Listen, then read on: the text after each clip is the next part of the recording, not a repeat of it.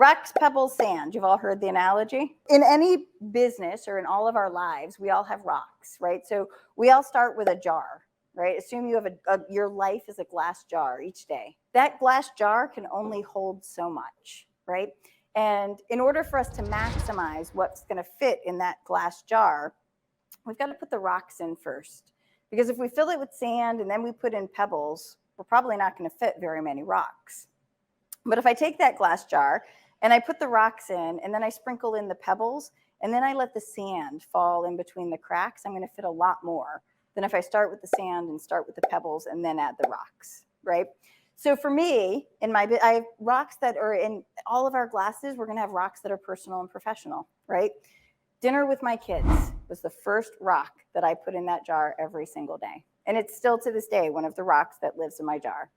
The next one, obviously, was booking appointments. Phone calls were a rock. They had to be done no matter what. Rock in my jar before every single day started.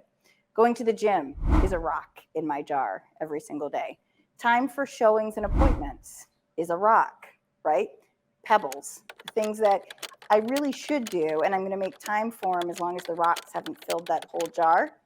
Market research, and you should be getting pebbles in your pebbles in your jar almost every day. You should never have a day where your rocks really fill everything. But the other side of it is you should only have 5 jars a week, right? Nobody should be working 7 days a week.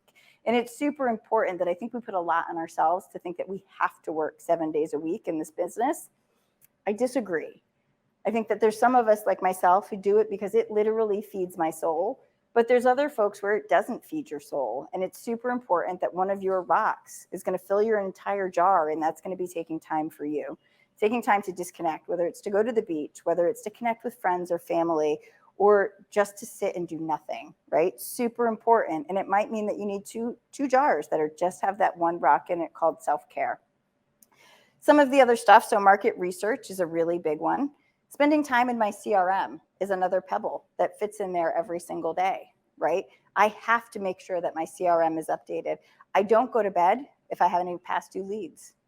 It's easy to be able to make sure you go in and look at. It's telling you what to do, who to call. Do it, right? Get in the habit. I know how many calls I can make in a day now with all that I juggle on my plate. And so I know if I have only X number of hours allocated to the rock that is phone calls, I'm only going to schedule 20 calls on that day. And the next day I might have a far bigger rock that allows me to make 3 hours worth of phone calls. So I'm going to schedule 60 calls on that day, right? And it's just a function of being able to plan through. I look at my calendar every morning before I get started. Every single morning, and I know exactly what's going to happen for the day so that I can plan it out from the moment that I set foot out the door until the moment that I set foot back in the door. I live and die by it. If it's not in my calendar, it doesn't happen. Sometimes even if it is in my calendar, it doesn't happen depending on what it is. I mean, and that's the reality because some things take priority, but those things that take priority are not social media.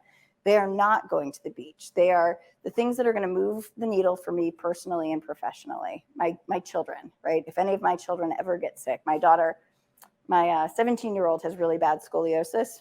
You all know what that is, crooked spine. She, in 2019, had to have her spine fused.